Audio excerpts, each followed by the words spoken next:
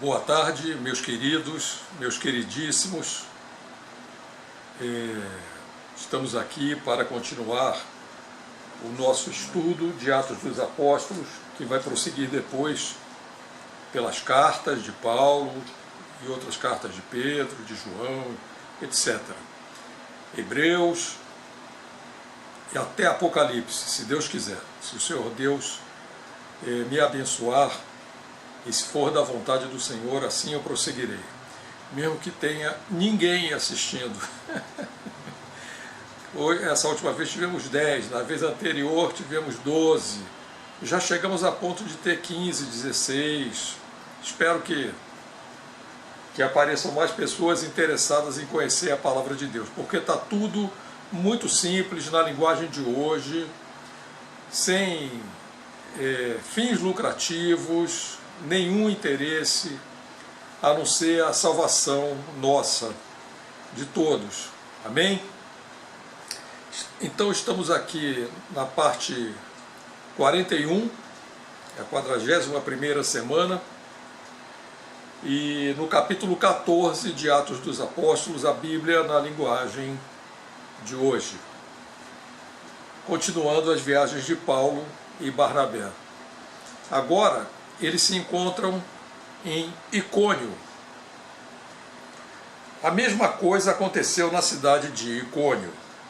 Paulo e Barnabé entraram na casa de oração dos judeus, né, e falaram de tal maneira que muitos judeus e não judeus creram. Olha, eu gosto muito desse termo casa de oração, porque não denota nenhuma denominação.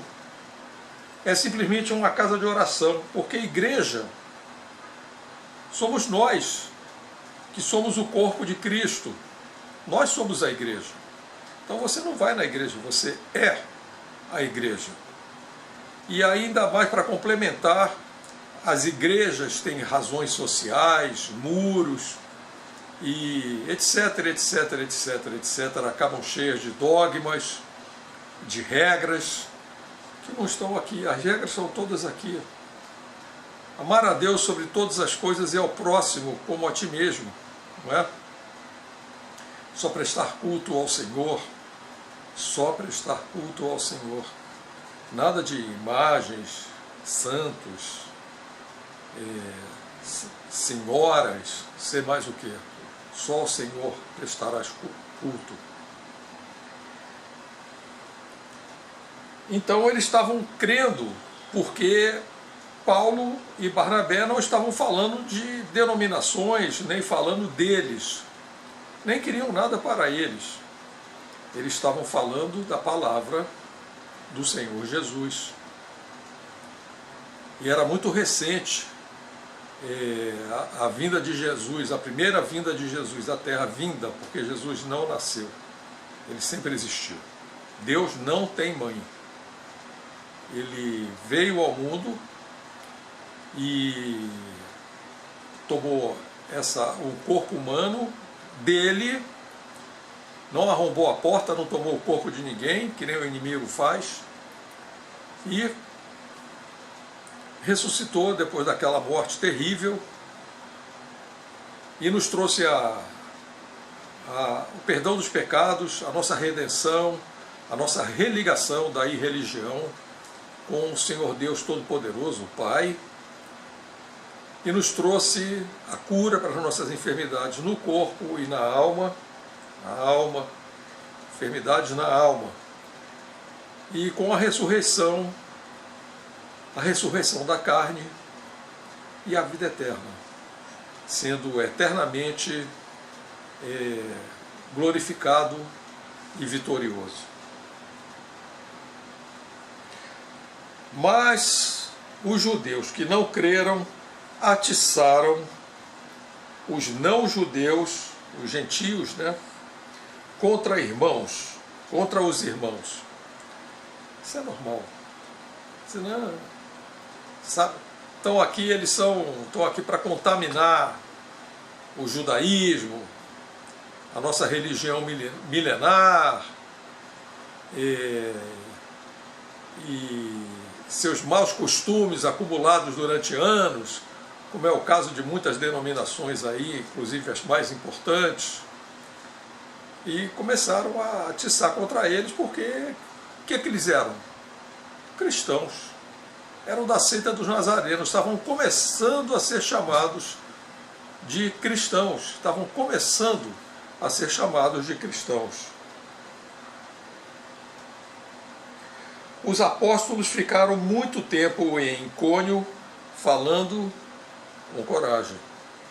Coragem a gente tem que buscar dentro de nós mesmos. É um atributo nosso. Ah, Senhor, me dá coragem. Não, nós temos que procurar a coragem dentro de nós mesmos. O Senhor pode nos ajudar na nossa coragem, mas a coragem é um atributo nosso. Com coragem a respeito do Senhor. Que Senhor? O Senhor Jesus. Jesus é Deus.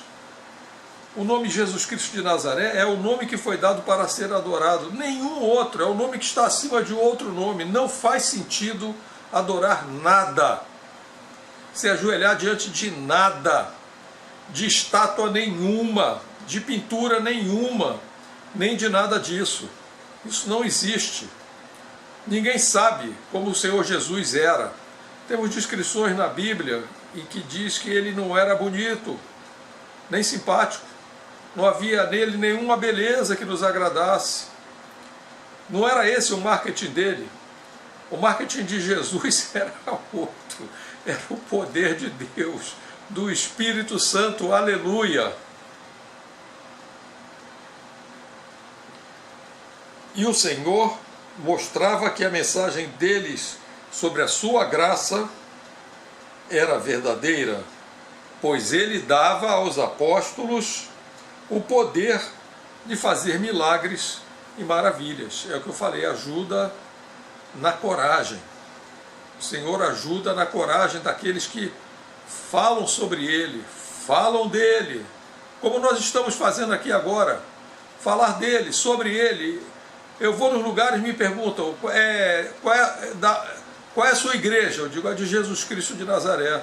Não, mas qual é a sua religião? Eu não tenho religião, minha religação com Deus é o Senhor Jesus. Mas você é o quê? Eu sou cristão. Cristão? Como cristão? Cristão. Eu sigo a Cristo. Eu sou cristão e basta. Basta. Então, como essas pessoas estão acostumadas, infelizmente, né, não estou condenando ninguém, foram acostumadas a se apoiar em outras coisas, em criações humanas, em coisas que elas podem ver, podem pegar, podem entrar, não é? Elas ficam sem chão, mas não tem chão. O chão é o reino de Deus. O reino de Deus você não pode ver. Se você está no reino de Deus, você não precisa de mais nada, absolutamente nada. E o Senhor tem me alimentado com tudo que eu preciso, tudo que eu preciso, para desespero de muitos que já queriam ter me visto acabado, pisoteado, mas não dá. Enquanto eu estiver com o Senhor Jesus, enquanto eu estiver falando dele, estiver falando da palavra dele, simplesmente, sem inventar lorota, sem inventar nada, sem defender nenhum nome, nenhuma marca, nada disso. Vocês já pensaram que uma igreja que tem razão social, etc, etc, etc,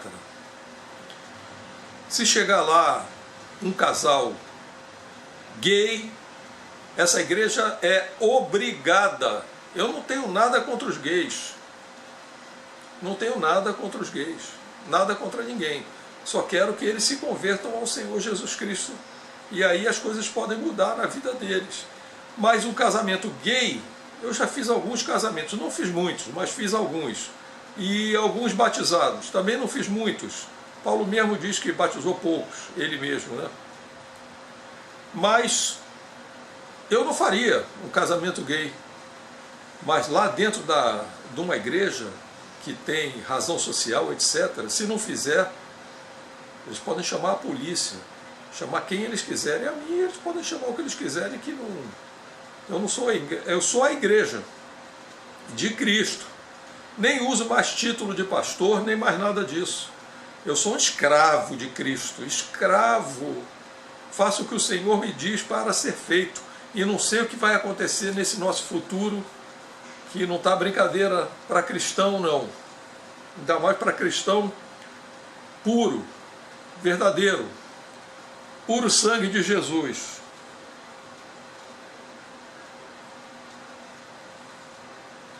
O povo da cidade estava dividido.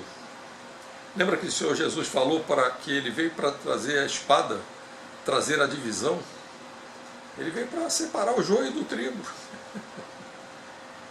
Alguns apoiavam os judeus e outros eram a favor de quem? De quem? Qual é o nome? Dos apóstolos. Apóstolos de quem? De Cristo Jesus. Basta. Basta. Então, os não-judeus, ou gentios, como está escrito na maioria das versões, e os judeus, juntos com os seus líderes, resolveram maltratar e apedrejar os apóstolos. Quando Paulo e Barnabé souberam disso, fugiram de Listra e Derbe. Ora, isso não é falta de coragem. Isso é... O Senhor Jesus também várias vezes passou no meio da multidão, quando quiseram lá em Nazaré, na terra dele, quando ele saiu da sinagoga, que ele revelou que ele era o Messias, lá na terra dele, queriam jogar ele de cima de uma montanha, de um monte, de uma altura. Ele simplesmente passou no meio deles e nada aconteceu, até que chegou a hora que era para acontecer, com o consentimento dele.